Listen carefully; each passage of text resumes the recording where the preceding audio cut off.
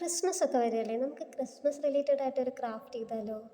കുറച്ച് ദിവസം മുന്നേ അല്ലേ നമ്മുടെ ഈ വർഷം തുടങ്ങിയത്. ഇപ്പോഴേ ആ വർഷം തീരാറുമായി. എത്ര പെട്ടെന്നായി ദിവസങ്ങളൊക്കെ കടന്നു പോണേ. ആ, അതെന്തേലും ആവട്ടെ, നമുക്ക് നമ്മുടെ ക്രാഫ്റ്റ് ചെയ്യാം.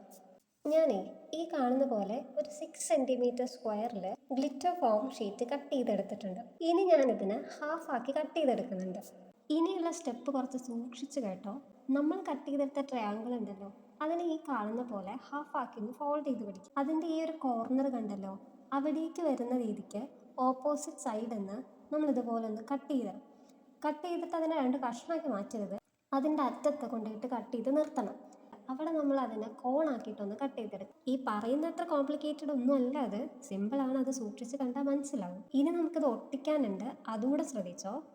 ഇതിൽ ഗ്ലിറ്റർ ഉള്ള ഭാഗമുണ്ട്, അത് നമുക്ക് ഫേസ് ചെയ്തിട്ട് പിടിക്കുക. ഇനി ഇതിൽ ഏറ്റവും ലെങ്ത് കുറഞ്ഞ പീസസ് ആണ് നമ്മൾ തമ്മിൽ കൂട്ടി ഒട്ടിക്കാൻ പോണത്.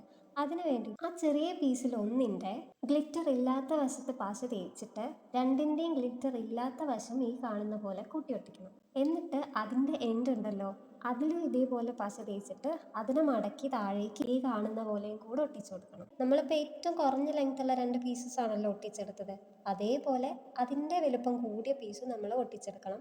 ഏറ്റവും വലിയ പീസ് നമ്മൾ ഒട്ടിക്കണ്ട, അത് അങ്ങനെ തന്നെ വെക്കണം. ഇങ്ങനത്തെ 5 പീസസ് നമുക്ക് മൊത്തത്തിൽ ആവശ്യമുണ്ട്. ഇനി ആ 5 പീസും കൂടെ ഈ കാണുന്ന പോലെ വട്ടത്തിലൊന്ന് അറേഞ്ച് ചെയ്തിട്ട് അതും കൂടെ ഒട്ടിച്ചെടുക്കാം. ഈ സാധനത്തിന് ഒരു പേര് പറയും, ആർക്കൊക്കെ അതിൻ്റെ പേര് അറിയാമെന്ന് നോക്കട്ടെ. അറിയുമെങ്കിൽ കമൻറ്റ് ചെയ്യട്ടോ.